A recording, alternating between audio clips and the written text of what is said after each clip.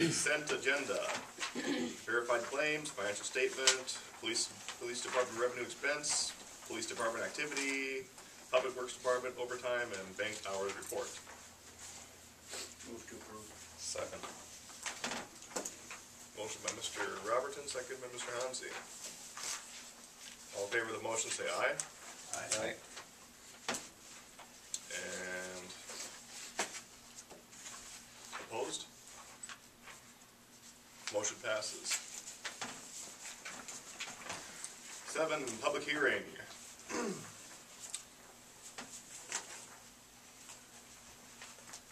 No public hearing tonight? Next time? All right, let's move on to 8, general business. 8A, consideration of approving a recommendation from the EDA to accept the recommendation of Attorney Skip Weezer regarding a monetary judgment action and an unjust enrichment action against parties involved in the cancellation of contract for deed on property that was approved through the city's flood recovery loan program.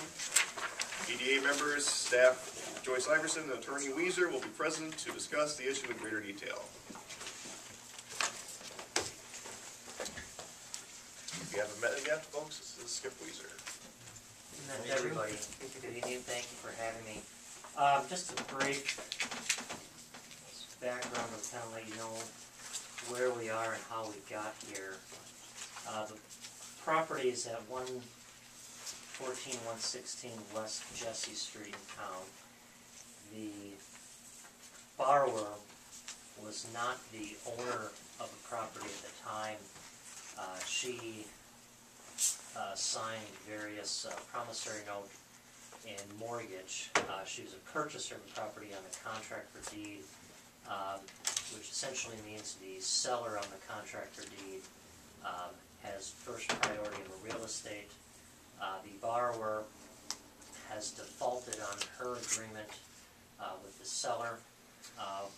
Since we had a mortgage second to the contract for deed, we were served, or the city was served, notice of contract cancellation.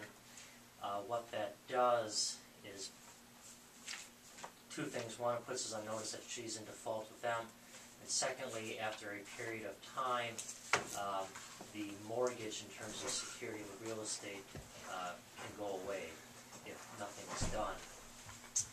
Being a second mortgage, or effectively a second mortgage,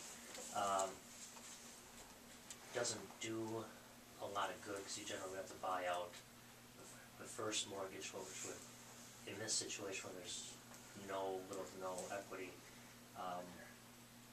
wouldn't be practical. But there's a couple theories you could do if the city wanted to pursue the debt obligation. One would be pursue the borrower based on a contract theory for signing loan documents and not paying them back that she's agreed. The second would be also pursuing the property owner, basically on a theory that the property owner knew this was going on. They've received the tangible benefits of the loan proceeds, and then because of that they've been either unjustly enriched or they're receiving the benefit without having to pay the loan back. It wouldn't be technically required to do this within the 60 days. The 60 days ends the end of December. I believe it would probably be prudent to do it within, or to get it started within the 60 days, primarily so there's not a situation if you waited 6 months or a year that if a property was sold or resold, now the original people involved may not be the owners anymore, and then you'd have the issue of whether or not the buyers from them would have noticed that we have a claim or making a claim out there. So that's kind of some background. My thought to the EDA board was basically, you borrowed money from me, or vice versa, it wasn't paid. With the dollar amounts that we're talking about, it's probably worth pursuing. I believe this is the first one that's kind of gotten to this point. I believe there's one other that's in a similar situation. But, you know, one other thing that I had mentioned with Ms. Iverson was, and this will probably be on tonight, basically how do we want to handle these? Presumably there'll be more defaults in the future. You know, we just want to do it on a case-by-case basis, or have a firm policy. And the interesting point too is the borrower is not in default in terms of repayment. Repayments weren't supposed to start till next October, but there's some other covenants that she's in default on. One is keeping the business operational, paying all taxes to the state of Minnesota. The state of Minnesota's filed some tax liens for failure to pay sales tax and payroll taxes. They're not, you know, supposed to, she had agreed to stay current with her other financial obligations. So even though the repayment aspect of the agreement hasn't started yet, the other covenants of the loan agreements, you know, she has breached or faulted in. And so I guess, you know, here to answer any questions, get your input, how you want to handle it.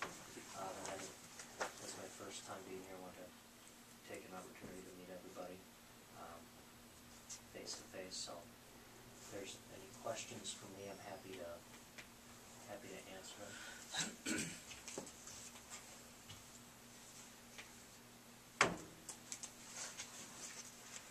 them.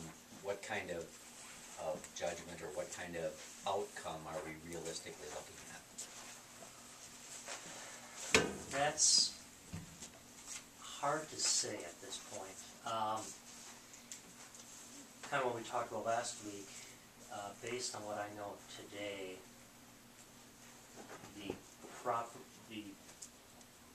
what I would do is probably, my recommendation would be pursuing both the property owner and the borrower. If you're going to do it with one, it's not much more to go after, you know, both of them. But the property owner, there's more, you know, tangible things there. I know the borrower is in default on another property that they were purchasing on a contract for deed that Attorney Springer, I believe, is continuing to handle. There's some tax liens to the state of Minnesota. The local credit union has judgments that total about $45,000 against them. So we're not alone in this. And what could happen is if people start pursuing her, you know, bankruptcy, maybe something they would consider or have considered. My understanding is that individual has little in terms of what she can pledge in terms of collateral. So right now, the more viable source to collect is probably the property owner.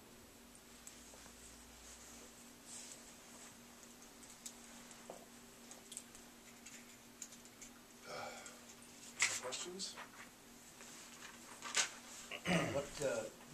How does Tom Witt enter into this? Because there was some dealings there. Yeah, that's the other contract for deed that trying to blank on his name now. Scott Springer's handling. In that one, I believe, you know, they're in substantially the same place that we are here, and I think they're, you know, to the point that they're going to file suit. And I'm not sure if he's had conversations with Ms. Acker or not. You know, he'll probably be doing it soon. That one's factually different from what I know, in that there was some, after these documents were done, in that one there were some deeds going back and forth. To be honest, I don't know all the details of that situation, but that one is also out there and pending.